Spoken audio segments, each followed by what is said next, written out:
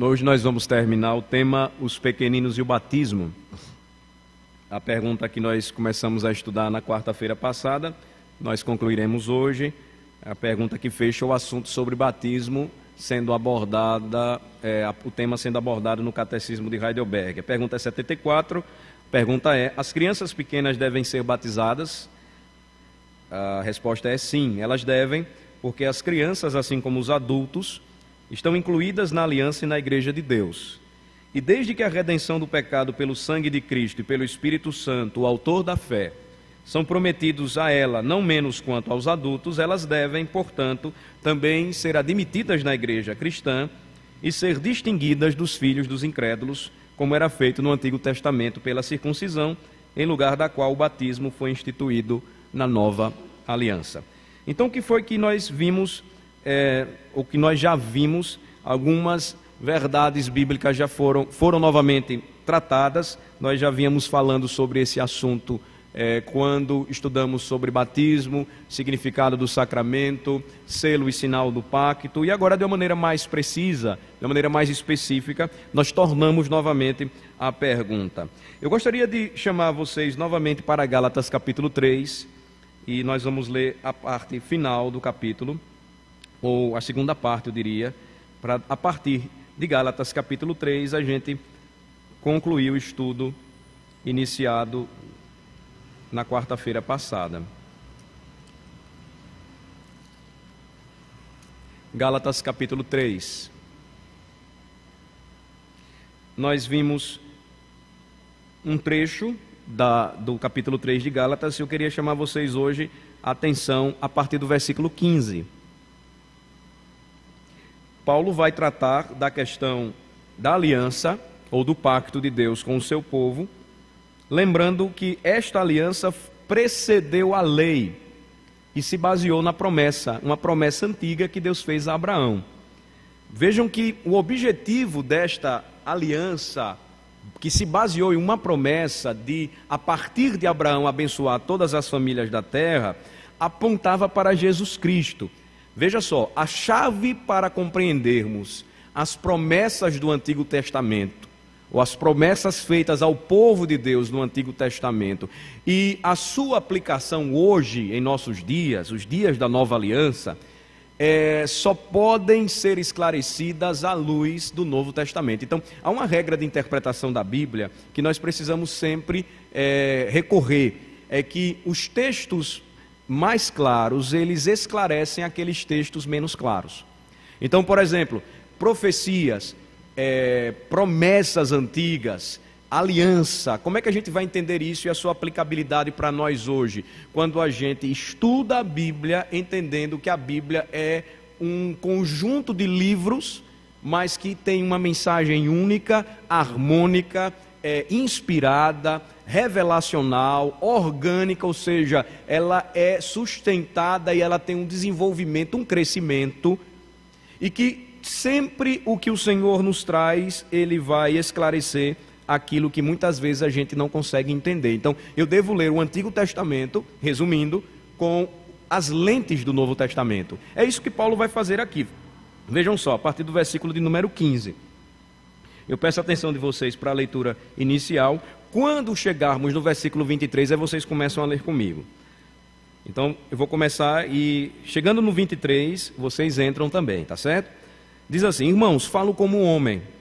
Ainda que uma aliança seja meramente humana, uma vez ratificada, ninguém a revoga ou lhe acrescenta alguma coisa. Então, quando Paulo diz que fala como homem, não pense aqui que isso aqui não é Bíblia. Não, ele está falando nesse momento e ele está usando uma linguagem clara, objetiva, mas não foge da inspiração, que está na Bíblia é inspirado. Até as palavras que o diabo pronunciou, pastor, até as palavras que o diabo pronunciou estão escritas, foram inspiradas pelo Senhor e registradas com um propósito. O que Satanás disse quando tentou ao Senhor Jesus? Foi ele quem disse, está registrado, divinamente inspirado, para a gente entender que Jesus respondeu à tentação com a palavra. Então, não, porque Paulo disse que falou como homem, nós não podemos dizer, não, então aqui não é Bíblia. É Bíblia sim. Vamos continuar. Ora, versículo 16. As promessas foram feitas a Abraão e ao seu descendente. Não diz, e aos descendentes, como se falando de muitos, porém como de um só, e ao teu descendente, que é Cristo. Então veja, a promessa de abençoar todas as famílias da terra, a começar de um descendente, que nós pensamos ser o Isaac, que foi o primeiro, na realidade era o começo e apontava para o descendente, descrito pelo apóstolo Paulo, Jesus Cristo. Versículo 17, e digo isto, uma aliança já anteriormente confirmada por Deus, a lei que veio 430 anos depois, não a pode abrogar, de forma que venha a desfazer a promessa. Porque se a herança provém da lei, já não decorre de promessa, mas foi pela promessa que Deus a concedeu gratuitamente a Abraão. Qual, pois, a razão de ser da lei? Foi adicionada por causa das transgressões, até que viesse o descendente a quem se fez a promessa, e foi promulgada por meio de anjos pela mão de um mediador. Ora, o mediador não é de um, mas Deus é um. É porventura a lei contrária às promessas de Deus? Paulo diz, de modo nenhum. Porque se fosse promulgada uma lei que pudesse dar vida, a justiça, na verdade, seria procedente da lei. Mas a Escritura encerrou tudo sob o pecado, para que, mediante a fé em Jesus Cristo, fosse a promessa concedida aos que creem. Aí agora vejam o fechamento dele, do versículo 23 ao versículo 29. Vamos ler juntos. Mas antes que viesse a fé, estávamos sob a tutela da lei e nela encerrados, para essa fé que de futuro haveria de revelar-se. De maneira que a lei nos serviu de aio para nos conduzir a Cristo, a fim de que fôssemos justificados por fé. Mas, tendo vindo a fé, já não permanecemos subordinados ao aio, pois todos vós sois filhos de Deus, mediante a fé em Cristo Jesus.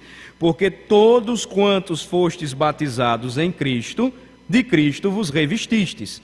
De Sarte não pode haver judeu nem grego, nem escravo nem liberto, nem homem nem mulher, porque todos vós sois um em Cristo Jesus.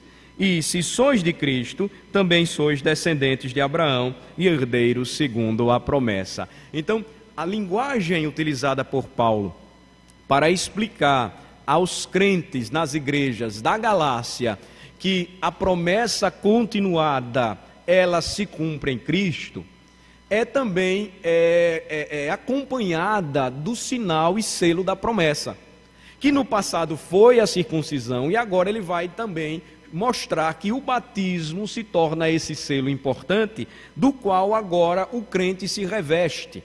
Exteriormente falando, ele simboliza aquilo que nos reveste o batismo de Cristo em nossa alma ou em nosso coração. Ele vai mostrar que a aliança é baseada em uma promessa, como eu falei a vocês anteriormente, e não baseada na lei. Porque se fosse baseada na lei, então a justiça procederia da lei, mas porque é baseada na promessa, e nós já temos falado isso algumas vezes, a graça precede a fé.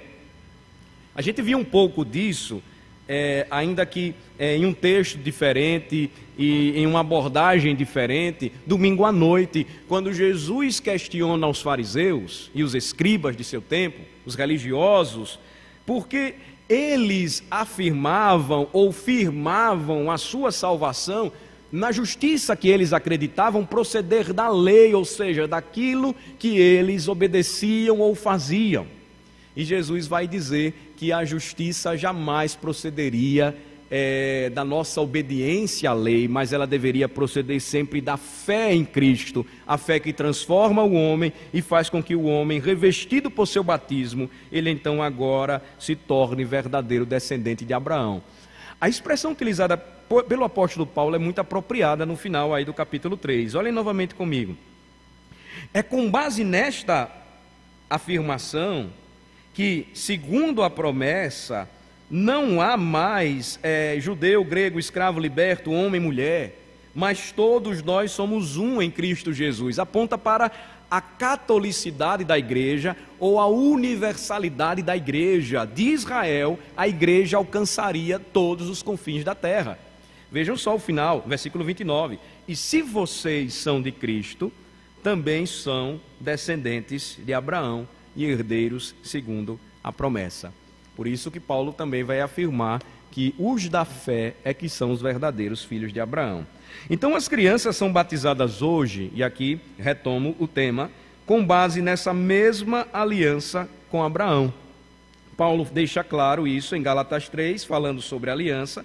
Ele mostra que esta aliança ainda é válida, que o pacto que Deus fez com Abraão não foi anulado, e na realidade, irmãos, essa promessa fundamental da aliança de Deus com Abraão, ela passa por toda a Bíblia. Você vai ver, por exemplo, o novo céu e a nova terra em Apocalipse 21, lembrando estas mesmas promessas, gloriosas promessas.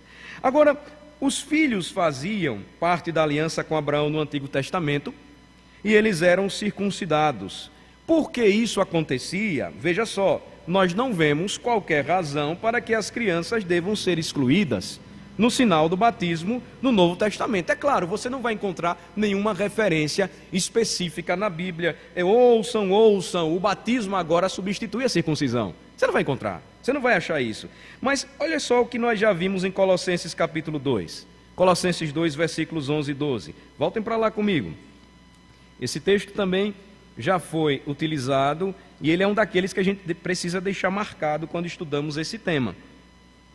Colossenses 2, versículos 11 e 12, nos mostra que o batismo e a circuncisão têm o mesmo significado espiritual.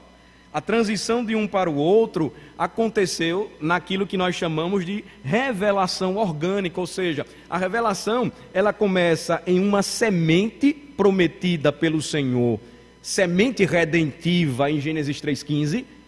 Lembram? Eu prometo a você, Eva, que do seu ventre descenderá a semente, ou será gerado o descendente que vai esmagar a cabeça da serpente. Ou seja, começa dali, é algo ainda pequeno, é algo ainda aguardado e que vai crescer organicamente, ou seja, vai se desenvolver até chegar em Jesus Cristo. Colossenses 2, versículos 11 e 12, vamos ler de novo, mais uma vez.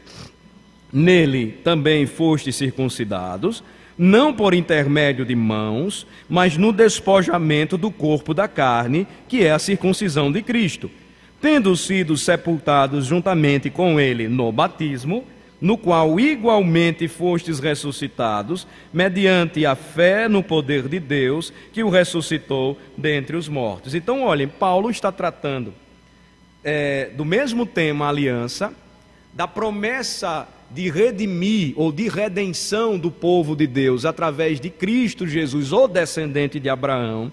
E quando ele fala desse assunto, veja que há uma transição. O sinal permanece o mesmo, agora a circuncisão é substituída pelo batismo, mas os judeus, eles ainda conseguiam compreender que havia uma marca que identificava o povo de Deus, e isso permanece na transição do pacto. Veja só, os judeus eles sabiam que o batismo era praticado quando um prosélito, um não-judeu, era recebido e cria no Deus de Abraão. E o que é que acontece então? Por algum tempo, a circuncisão ela existe juntamente com o batismo. Nós vamos perceber isso em Atos dos Apóstolos. Nós vamos perceber este tema sendo tratado pelo apóstolo Paulo em suas cartas, mas à medida em que a igreja primitiva ela se torna cada vez mais gentílica, ou seja, as nações ao redor de Israel começam também a se converter ao Senhor Jesus Cristo, o que é que nós vamos notar? Os ritos judaicos eles vão cessando e são substituídos agora pelas práticas da nova aliança. Então, até mesmo alguns deles, o apóstolo Paulo vai combater porque se tornam danosos. Por exemplo, ele escreve a carta aos Gálatas para dizer, olha, não é necessária mais a circuncisão, porque agora em Cristo Jesus, os que creem nele são revestidos pelo batismo. Então, o que ocorre, o que nós percebemos é que o batismo supera a circuncisão, como um sinal de renovação, como um sinal de renascimento, como um novo sinal para aqueles que se tornam membros da aliança. Agora, eu queria finalizar, eu queria concluir esse assunto, tratando pelo menos com algumas perguntas, ou alguns pontos que eles são necessários e que, se você também puder anotar, eles ajudam todas as vezes que perguntam por que a gente batiza crianças. Recebendo novos irmãos que desejam se tornar membros da igreja, por exemplo, um deles me abordou achando estranho. No dia em que eu batizei aqui o filho de um crente, ele se sentiu na igreja romana. E aí, veja como é necessária essa explicação e mostrar que isso não tem nada a ver com a prática feita pela igreja romana, ainda que a igreja romana tenha preservado um aspecto importante, que seria a inclusão dos filhos na igreja, só que de uma maneira agora totalmente diferente daquilo que a Bíblia ensina, porque até mesmo eles acreditam que o batismo salva, quando nós já vimos claramente que quem salva é Jesus Cristo, que a justiça ela vem pela fé em Jesus Cristo. Então, eu queria só trabalhar umas perguntas para a gente finalizar hoje, ou alguns pontos, melhor falando, quando a gente trata desse assunto, e o primeiro deles é o seguinte: quem precisa, veja só, quem precisa provar se o batismo infantil é válido ou não hoje, não são aqueles que fazem ou continuam praticando o que sempre foi feito, mas aqueles que agora negam que o batismo não deve ser aplicado ou não tem aplicabilidade para as crianças. O que eu quero dizer isso? O ônus da prova, ele recai sobre aqueles que negam às crianças um sinal que elas vinham recebendo por milhares de anos. Se as crianças tivessem sido postas subitamente fora da aliança e fossem proibidas de receber esse sinal e selo da aliança, certamente essa seria uma mudança tão radical, irmãos, na compreensão do pacto para o povo de Deus, que deveria haver um registro claro no Novo Testamento que essa prática deveria cessar. Percebem como é importante isso? Então, seria estranho que as crianças fossem excluídas da aliança, quando todo o resto se move em direção de uma inclusão ainda maior. Vimos isso em Gálatas 13. Não há mais homem, mulher, judeu, grego, escravo, livre, mas os da fé, os herdeiros de Abraão, segundo a promessa, agora eles são incluídos aos montes. Não é mais um povo específico, mas o evangelho ele começa a se espalhar e alcançar as nações. Então, o ônus da prova, sempre lembrem disso, recai sobre aqueles que negam às crianças um sinal que elas vinham recebendo por milhares de anos, não aqueles que permanecem fazendo isso, entendendo que não houve quebra nesta continuidade. Segundo ponto, a existência de batismos de pessoas e de suas casas é evidência de que Deus ainda trata com famílias como uma unidade e recebe famílias inteiras dentro da igreja para se achegarem junto ao senhorio de Jesus Cristo. Eu vou só aqui citar alguns exemplos para vocês. Vamos para Atos 16. Primeiro, Atos 16. São textos recorrentes, mas alguns ainda não viram.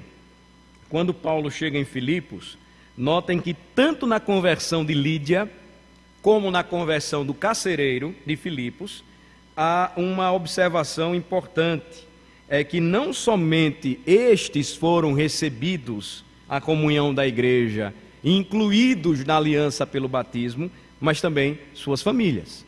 Vejam só, Atos 16, do versículo 13 ao 15. Atos 16, do versículo 13 ao 15. Primeiramente, vamos ler? No sábado, saímos da cidade para junto do rio, onde nos pareceu haver um lugar de oração. E assentando-nos, falamos às mulheres que para ali tinham concorrido. Certa mulher chamada Lídia, da cidade de Tiatira, vendedora de púrpura, temente a Deus, nos escutava. O Senhor lhe abriu o coração para atender às coisas que Paulo dizia. Agora vejam só o versículo 15. Depois de ser batizada, ela e toda a sua casa nos rogou, dizendo: se julgais que eu sou fiel ao Senhor, entrai em minha casa e aí ficai. E nos constrangeu a isso. Então, há uma menção de que Deus abre o coração de Lídia.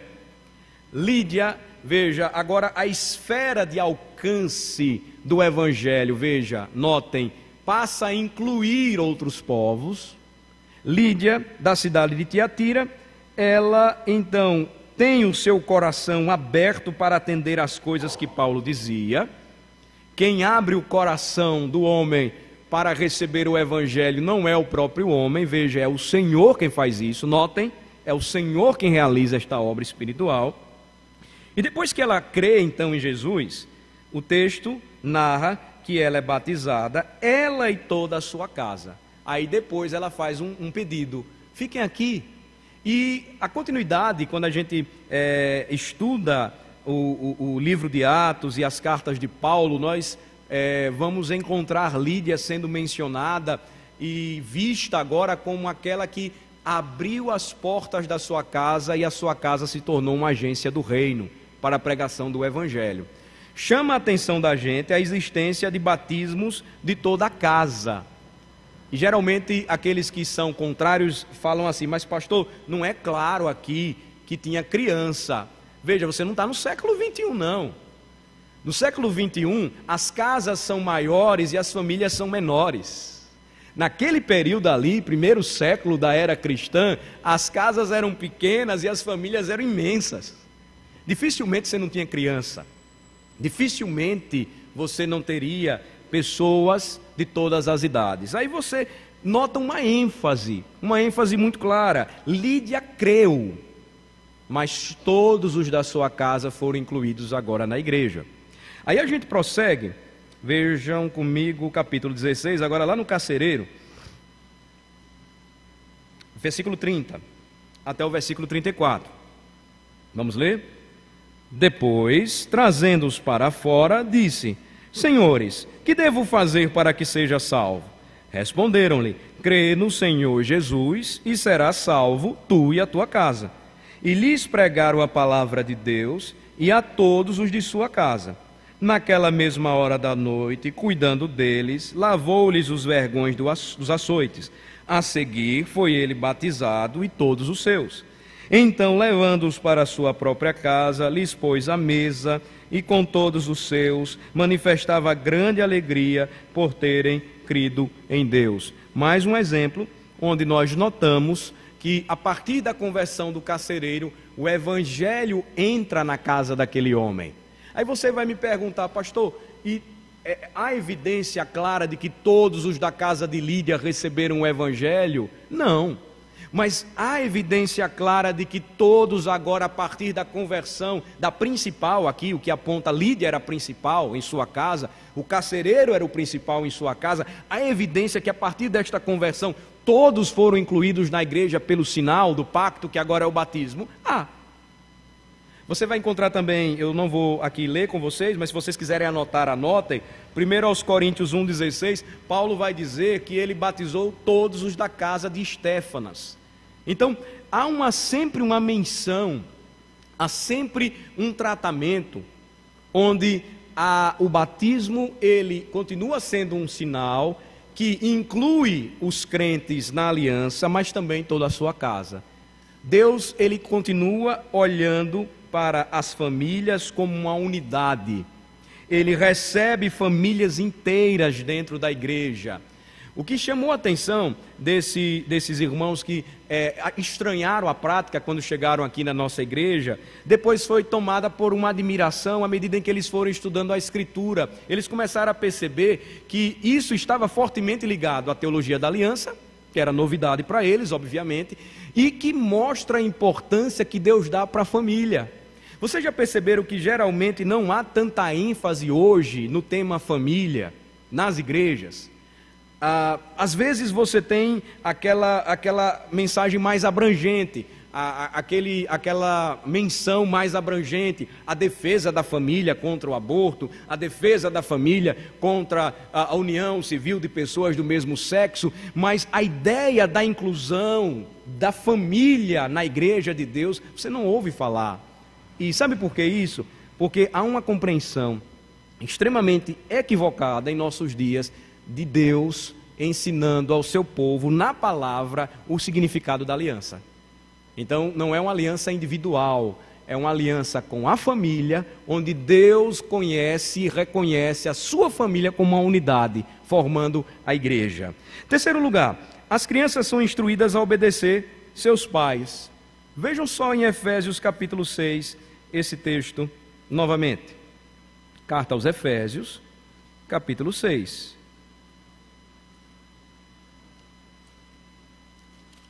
Capítulo 6, versículo 1.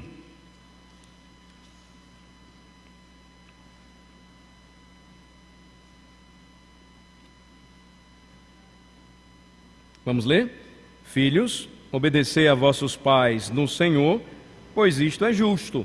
Olhem, nós vamos notar que as crianças são instruídas na Bíblia a obedecer a seus pais no Senhor, no Novo Testamento, assim como foi no Antigo Testamento, o que nos leva a concluir que na igreja as crianças não são tratadas como pequenos pagãos.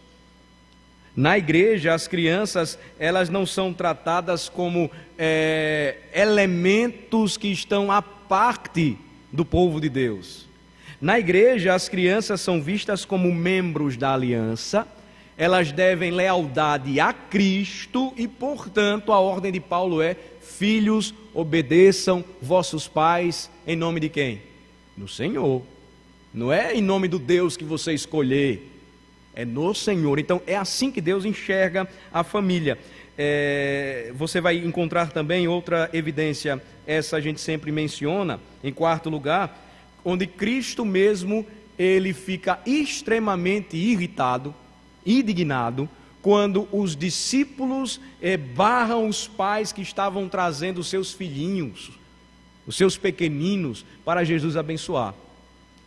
Quando nós olhamos esse texto, assim, de imediato, de uma maneira muito rápida, nós nos esquecemos que os israelitas não consideravam a bênção invocada em nome do Senhor sobre uma família, como algo casual, como algo que nós falamos normalmente e às vezes de uma maneira até muito descuidada. Deus te abençoe, meu irmão, Deus abençoe você, Deus abençoe sua casa. Não, para eles isso era muito importante. Então, quando Jesus fala e ele diz: deixai vir a mim os pequeninos e não os embaraceis, porque deles é o reino dos céus.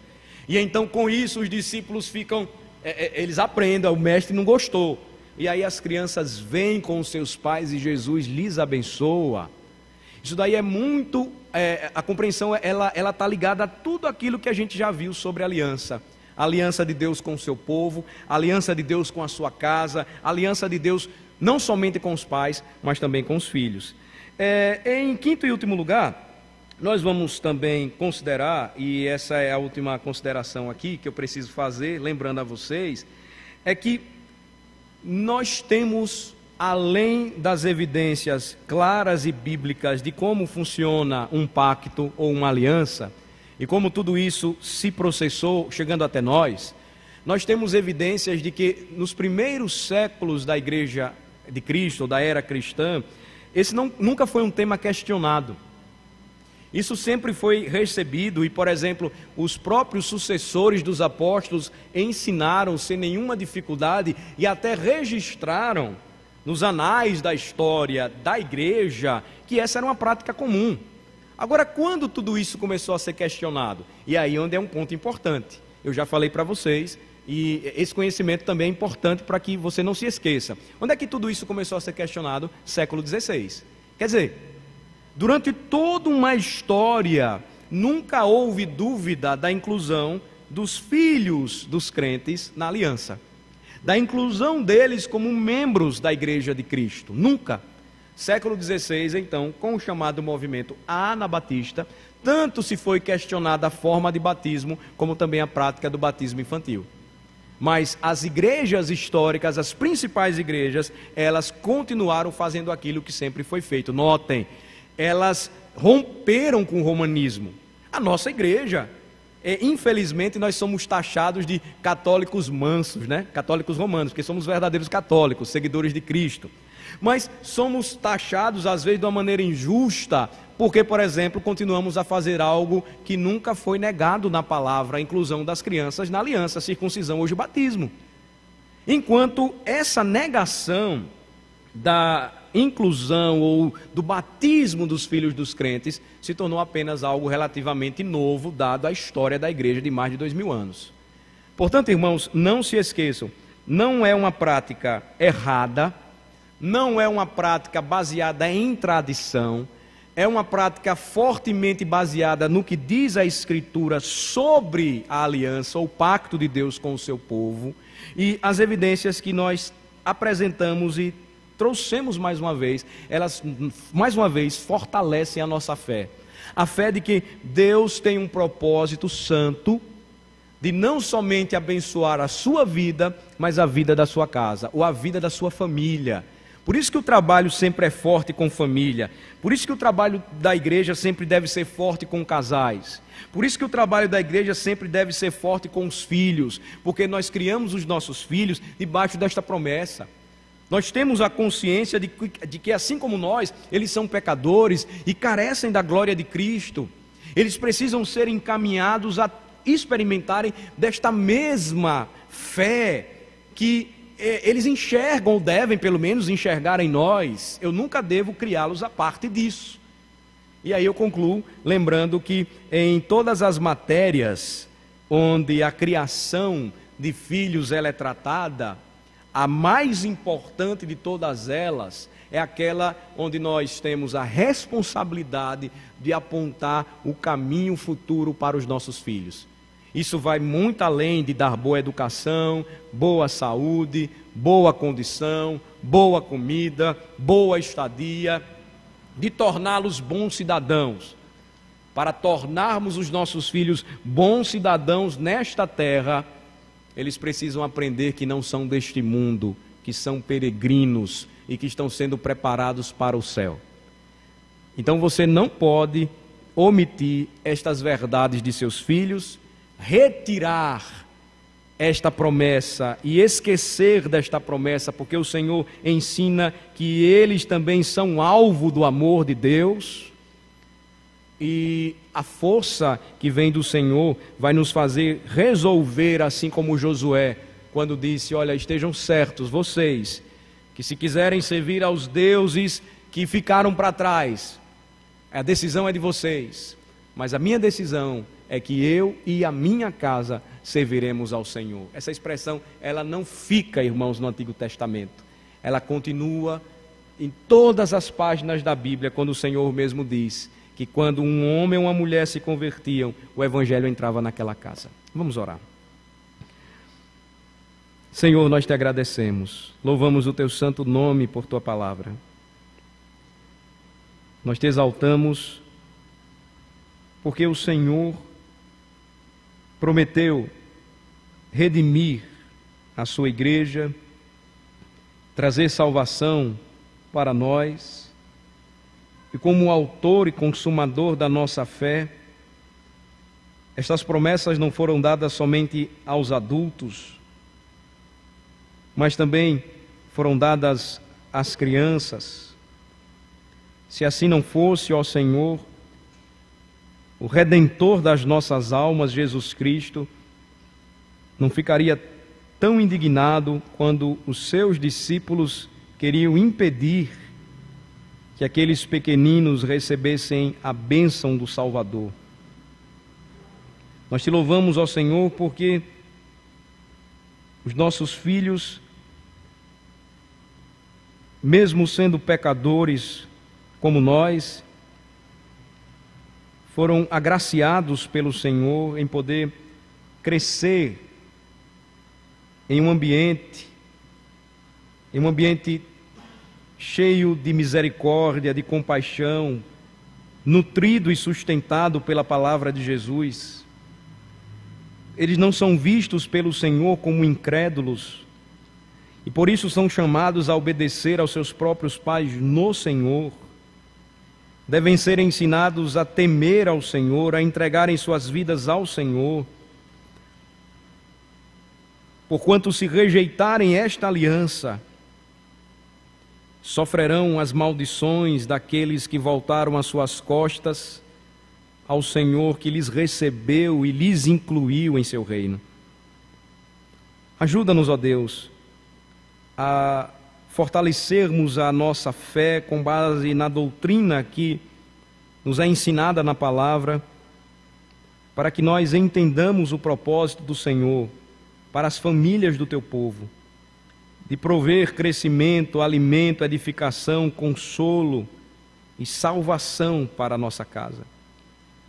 Ajuda-nos, ó Senhor, a não perdermos a esperança em orar por nossos filhos, em interceder por eles, em suplicar que, assim como nós, eles creiam em Jesus de todo o seu coração e que possam um dia responder a esta fé que nos foi dada, a esta fé que lhes foi pregada, ensinada, esta fé que é a fé de todos os filhos de Deus. Obrigado, Senhor Deus, pelo momento de instrução e porque o Senhor nos dá a oportunidade de, mais uma vez, crescermos no conhecimento da palavra. Transforma tudo isso, Senhor, em algo experimental para nós, que possamos viver e crer e aplicar aquilo que aprendemos. Em nome de Jesus oramos. Amém.